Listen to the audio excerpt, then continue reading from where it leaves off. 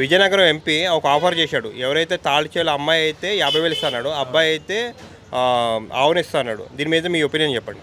నా ఒపీనియన్ చెప్పాలంటే first government గురించి మాట్లాడుకోవాలండి.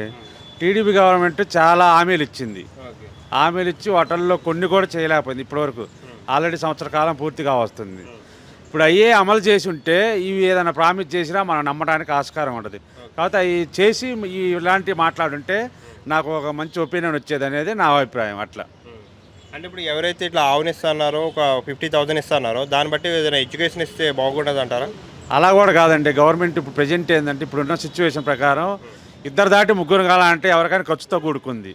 ఖర్చు అనేది ఇప్పుడున్న సిచ్యువేషన్లో గవర్నమెంట్ పథకాలు లేవు. వ్యవసాయ కూలీ ఖర్చులు ఇదైపోయినాయి. వ్యవసాయ పరంగా రైతులు చాలా లాసులో ఉన్నారు. ఇప్పుడున్న పరిస్థితుల్లో ఫ్యామిలీని మెయింటైన్ చేయడం అంటే చాలా ఖర్చుతో కూడుకుంది. కాబట్టి ఆ ఇద్దరు అనేదే కష్టంగా ఉంది.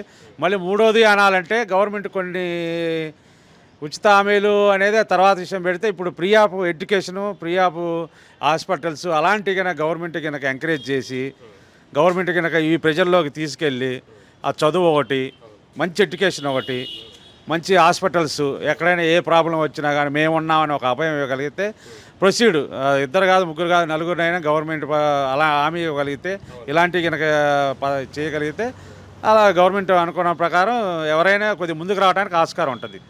అవే లేనప్పుడు జనం ఇప్పుడున్న పరిస్థితుల్లో రాలేరు, చాలా ఇబ్బంది అవుతుంది. అట్లా నా అభిప్రాయం అది.